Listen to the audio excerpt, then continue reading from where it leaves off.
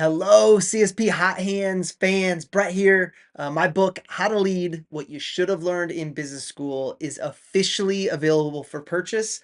Those of you who act quickly can get access to the launch price of under $10. If you wait too long, though, and it goes up, I would hate that.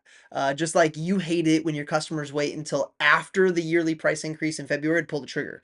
You can buy it right now at brettleads.com. All I ask is that if you love it, give it a 5-star review after you read it. I've taken my 17 years in the business and broken them into bite-sized snippets. Almost every story and lesson that I share is from my time at Cutco. Whether you're a Hall of Fame CSP, new events team member, or you're a manager, I think you're going to love it. To grab your copy, just go to brettleads.com. That's BRETTLEADS.com. Either way, thanks for being here. Let's start the show. Thanks for joining us on the CSP Hot Hands 15 Minutes of Flames edition of the podcast. My name is Brett Wiggins, and I get to serve as your host. We know sometimes you don't have a full hour to soak in every moment from our 60 minutes of fire. So we've created a condensed version of highlights for each episode for you to be able to enjoy. Your 15 minutes of flames begin now. Let's do it.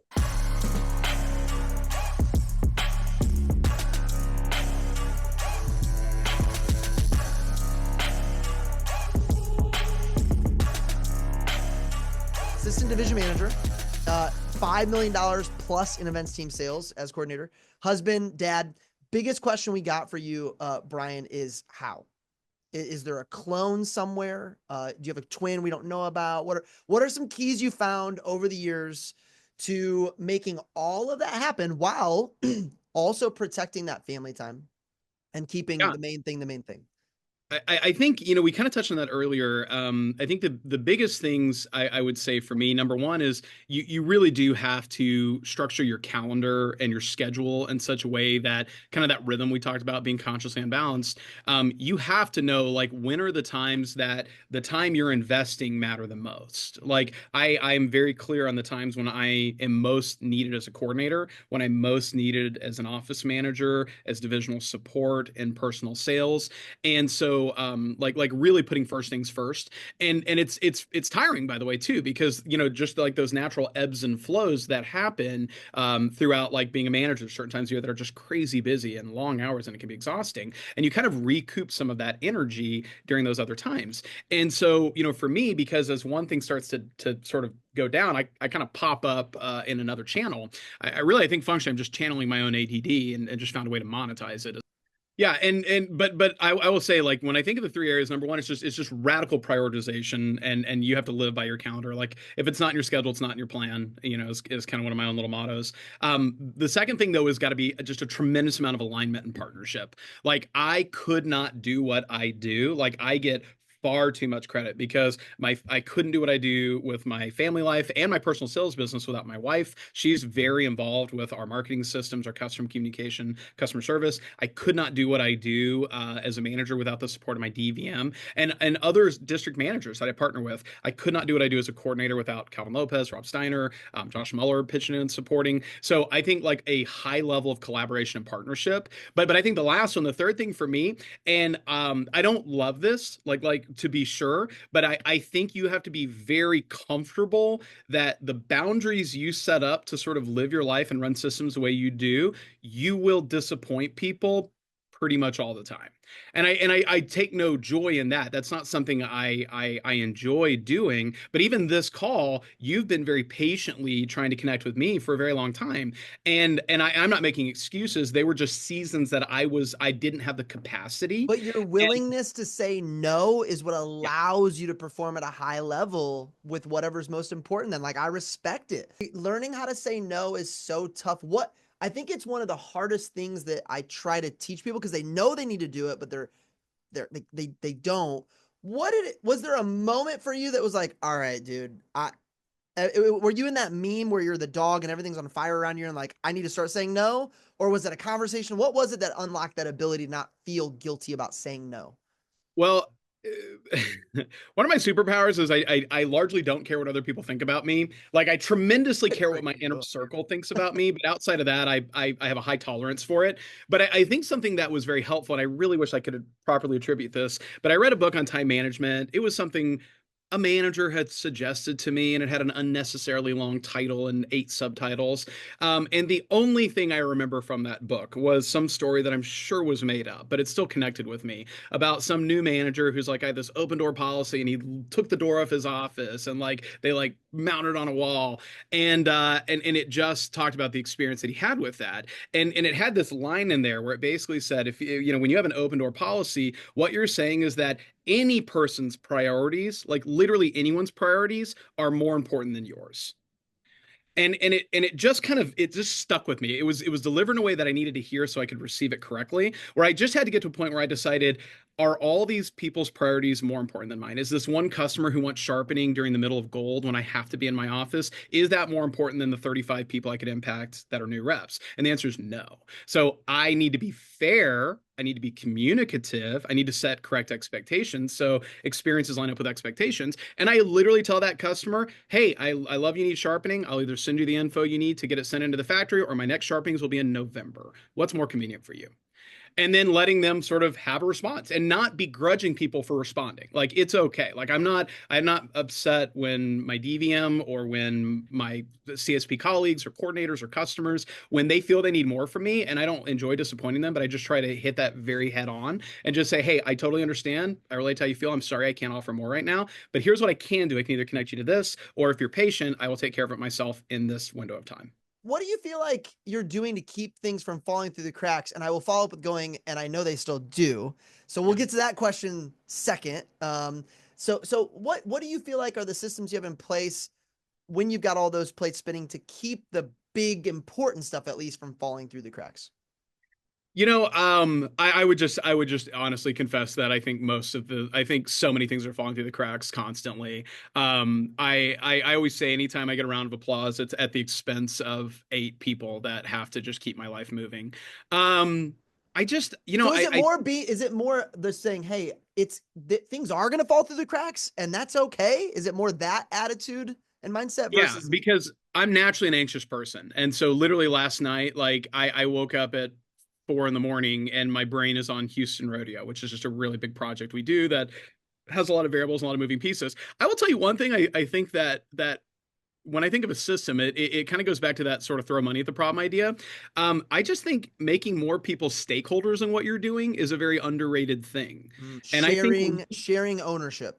correct, absolutely. Like I think making people stakeholders, and so number one, they feel empowered, they have ownership, but also they have literally stakes in how things go. We over the years, like I'm of the opinion that I don't think any event team, more than one right answer, my opinion. There'll be Yep. coordinators on here that will bristle when I say this, but I don't think a events team. My number used to be 1 million. I don't think an events team can consistently grow, not maintain, but consistently grow past about, it used to be 1 million, maybe it's 2 million now with only one coordinator. I just think there's too many tasks, there's too much that's necessary, too much that's required. So over the years, I've had other co-coordinators or assistant coordinators.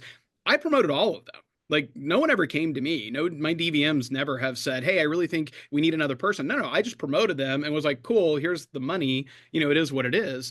But I just think empowering people, and then also with our event team managers, my assistant managers, my office, I always like. I'm really big on having the conversation that goes, if you guys are always waiting for me to like make moves or get things done, we will, like, honestly, I don't even need you if that's the case. Like if you're just waiting for me, I could just do it. So I need you to move forward, and I need you to move very confidently, and you won't always know the answer or feel perfectly prepared, and that is okay. Like it is your job to push us forward. It is my job to correct your mistakes, but correcting your mistakes means that I make problems go away. I will never be mad at you. I will always back you publicly. We'll learn together. We might have some tough conversations, but I just want you to feel empowered and push forward. And when things go wrong, guess what? It's not your fault. It's my fault. That's on me. I will always be the cover. I will take all the bullets. I will take the shrapnel, and we'll grow through it. But by doing that, having a very collaborative and trying to approach things in a way that I can empower as many people as possible, it's amazing what you can actually get done. Any specific time management strategy that you found works really, really good for you, whether it's platform you use, any systems for projects? Do you do big blocks of time, little blocks of time, any to-do lists, anything that you think like time management strategy wise, priority management wise, what works for you?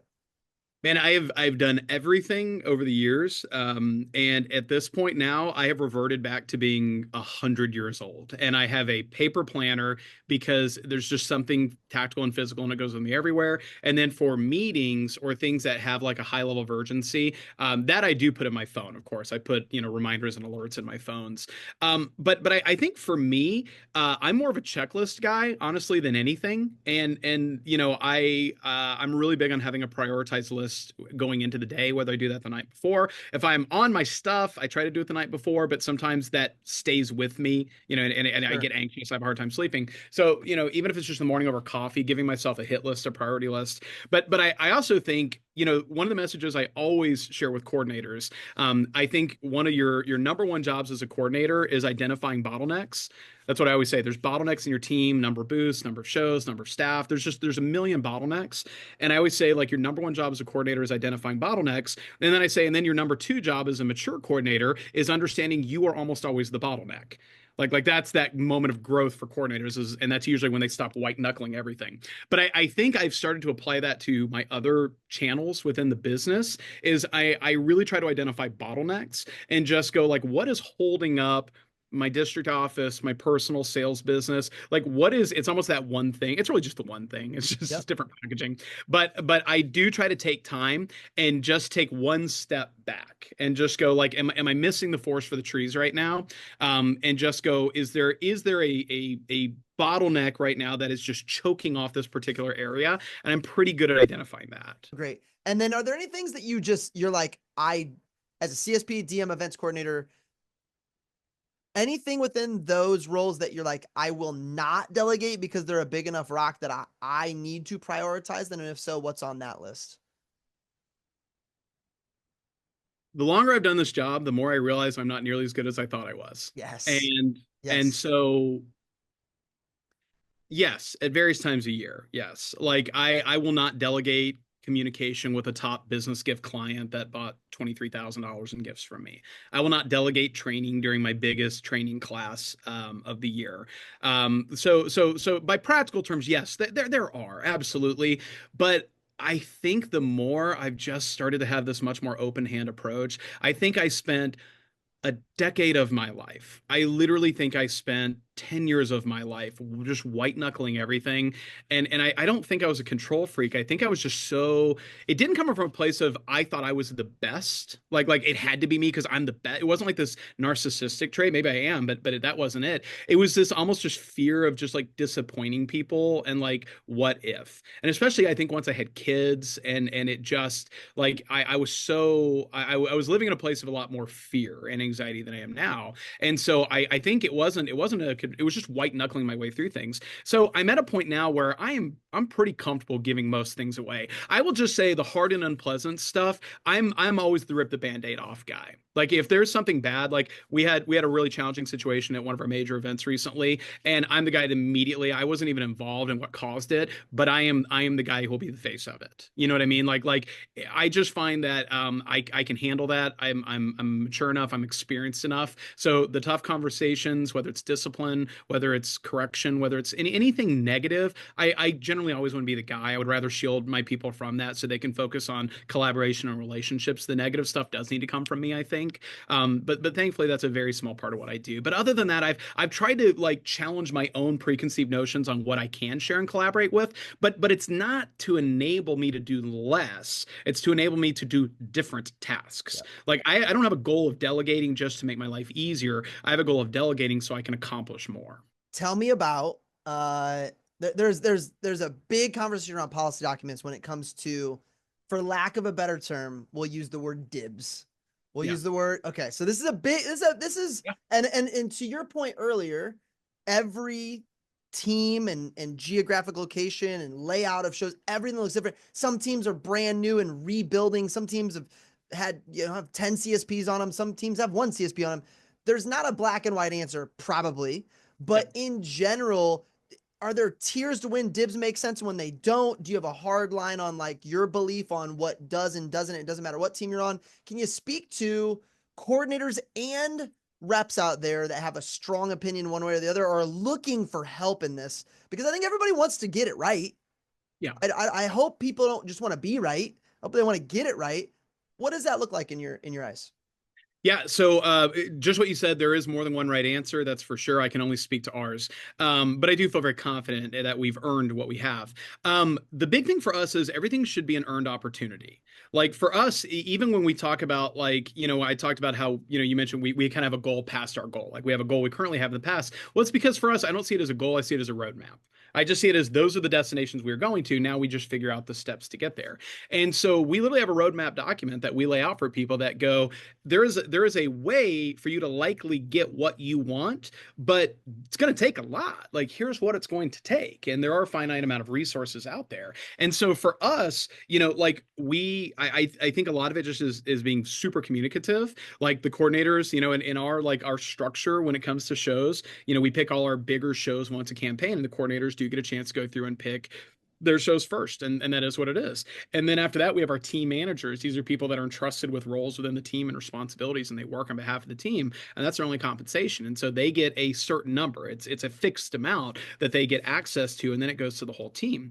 And so there's times it's still messy. Like I always, before every one of those calls, and I hate this because I'm on a call with, world beaters, Chelsea Rodriguez and just like, Marissa Mayer and Carlton Thompson, and like That people sounds are super easy. What are you talking about? no. These people doing 600 to 1,000 to a million a year. And I literally start every shift picking, and I've done this for 9 years now. Everyone just sort of laughs about it now because I go, okay, guys, we're going to pick shifts now. So everyone pull up the website. And just so you know, all the shows you wanted, they're already gone. They're already gone. All the shows you wanted, they're gone. So let's go ahead and do a roster. Let's do your draft now of what your priority list is. But we just have to acknowledge that. And I have those individual conversations. I have people who will come to me and go, why is this person getting access to that over me? I literally had a conversation recently with someone on the team that said, I sold twice what this person did. You are hurting the show because you're not putting me in it. Okay. And I had to say, hey, you know what? You might be right. You might be right. Honestly, we would probably sell more anytime I have a higher performer in there, but I'm not interested in just that show, and I'm not interested in just your opportunity. I am interested in the program and what's fair. And while you sell more, this person, the reality is, here's the tasks they're entrusted with on the team, so they earned that. But also, I literally had to show them, I said, here locally, they actually sell twice at events what you do. Working with Trent Booth and the Veritas Leadership Group over the last decade has unlocked things within me that I never knew existed until they were coached out of me.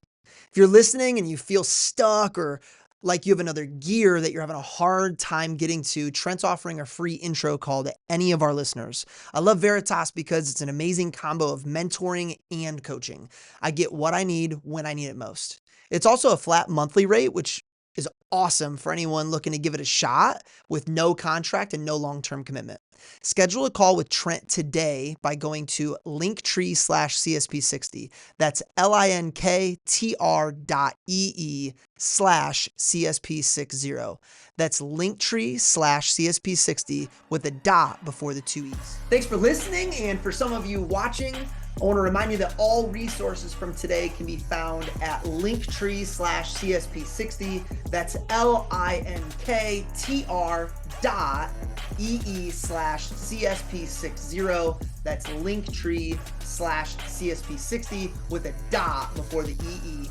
If you want to be a member of our live Zoom audience for one of our upcoming shows, email bwiggins@vectormarketing.com. That's BWIGGINS@vectormarketing.com. If you loved what you heard today, I'd be honored if you followed, subscribed, or even rated us on whatever platform you use to find your 60 minutes of fire. We'll see you next time.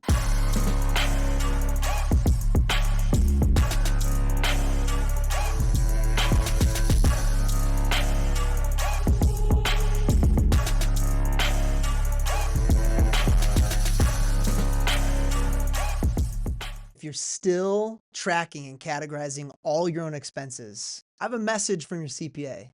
Stop. If you're listening to this podcast, chances are your goals include growing your sales. And one way to do that is delegating admin responsibilities by trading time for money. Rising Stock and MyBooks.pro is exactly what you need. Rising Stock is an all-encompassing financial tracking and coaching program, where MyBooks.pro is exactly what it sounds like. They just do your books. You can choose to just have them track your expenses or take advantage of everything they have to offer. Do your business and your CPA a favor by scheduling a free intro call today at linktree/CSP60. That's linktr.ee/CSP60. That's linktree/CSP60 with a dot before the two E's.